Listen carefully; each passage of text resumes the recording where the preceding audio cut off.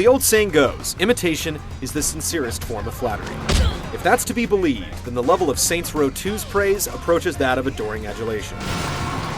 Its object of affection, of course, is the Grand Theft Auto series, particularly GTA San Andreas. There are more similarities between the two than differences, which could be viewed as highly positive or distressingly negative.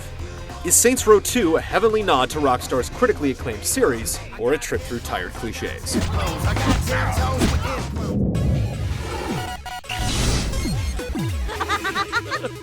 You'll never guess who's awake. Set 5 years after the original, Saints Row 2 opens with your character recovering from a coma in Stillwater's prison infirmary. With the help of a friend, your first goal is to break out of the prison in an interactive tutorial that helps explain some of the play mechanics. After engaging in an exciting shootout on a motorboat, you begin your life with a singular purpose: to rebuild the Saints gang and reclaim control over the city. There's only one slightly small problem. You have to rip the city from the hands of 3 rival gangs and a powerful corporation. Unfortunately, you're pretty much on your own from that point. The story is little more than a series of brief cutscenes played before each mission that shows your gang discussing the next job. Side missions don't further the story in any way, there are no branching paths or decisions to make, and there's little interaction between you and your gang for the majority of the game. On the flip side, you aren't constantly being harassed by lonely friends looking to get a bite to eat or go bowling. When the Saints join you, it's to provide backup while you complete a mission. There's very little in the way of idle chit-chat and therefore very little character development or attachment. How about you worry about throwing yourself in front of cars, and I worry about not getting arrested? You got something you want to say, bitch? Unlike most sandbox-style games, which forces you to play a specific character, Saints Row 2 distinguishes itself by letting you create a silly or serious alter ego from a choice of races, body types, hairstyles, facial expressions, and more. There are 3 distinct voice options per gender. These guys have no idea who they're dealing with. And by visiting stores throughout Stillwater, you're able to spend your hard-earned cash on an assortment of kooky items for a more personal touch. Each article of clothing or accessory can even be color-adjusted. The best part is seeing your decked-out character in the cutscenes. I don't like the idea of taking beatings for your clients. The core design, however, doesn't stray from the beaten path. An overhead map displays icons for shops, main missions, side activities, and so forth. The free-roaming city is teeming with quirky pedestrians and bustling traffic, and you'll be able to commandeer a wide assortment of vehicles. While originality is not a strong point, most of the game's improvements are designed to wring the most fun out of playing. Missions have checkpoints, so you don't waste time driving to your destination if you die in a shootout. Weapons are automatically picked up and stored in an analog-driven ring interface, making it easier to choose from your diverse assortment of wonderful toys. My God! And the satisfying melee combat lets you throw victims, use them as human shields, or use combos to pummel them into pancakes. The hand-to-hand battles are so well done that running out of ammunition is but a minor inconvenience. Your purpose in Saints Row 2 is to control Stillwater piece by piece by taking over 45 neighborhoods, with each controlled by a rival faction. These missions typically involve blasting pretty much everything that moves in a contested area. Don't expect intelligent enemy AI. Your foes basically stand in one spot and keep firing. It's not subtle, but it's fun if you're in the mood for mindless run-and-gun action.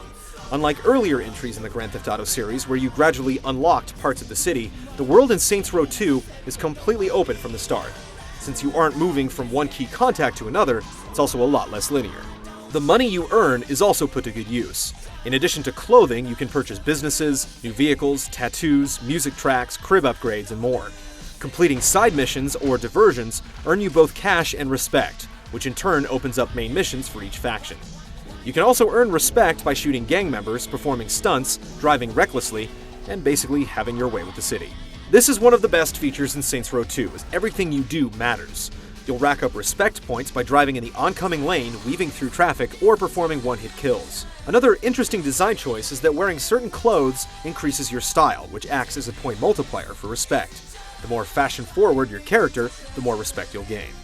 Saints Row 2 includes seamless drop-in and drop-out cooperative play throughout the main storyline, and it's one of the best reasons to own the game since there are tons of activities to complete apart from the main missions. Up to 12 players can compete in deathmatch-style brawls or a team-based strong-arm mode, which involves earning cash in a series of rounds based on side missions from the main game. The problem with this mode is that the 7 activities are thrown together as individual rounds instead of being integrated into one cohesive format. Its hectic nature may appeal to some, but prove frustrating to those trying to work together as a team.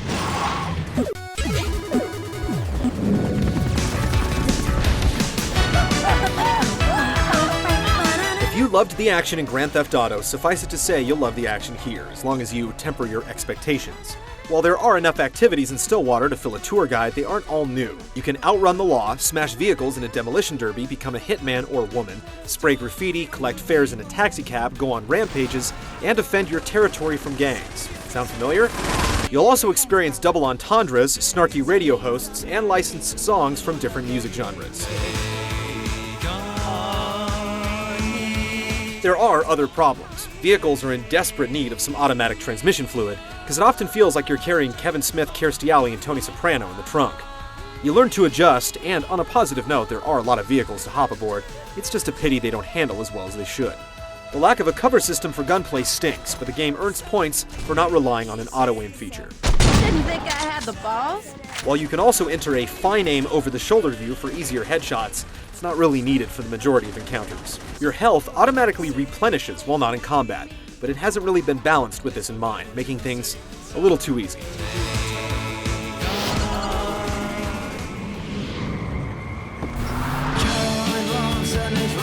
Saints Row 2's presentation is easily its weakest asset. Those expecting a highly polished, technically sound game along the lines of Grand Theft Auto 4 will be sorely disappointed with the end result. It frankly does not look like a 2008 release. Not only are there occasional glitches, but the frame rate is often wildly inconsistent, taking noticeable hits when driving on crowded streets. The camera is a hair too close to your character, hindering your viewpoint at times, and there's noticeable pop-up when riding in a vehicle. Character models look good, especially the varied pedestrians, but the animation is stiff. Saving the presentation to a degree is the quality of voice acting, injecting the characters with a strong dose of personality. But what if we just start here, walk into the casino, and just shoot all the motherfuckers that are between us and the money?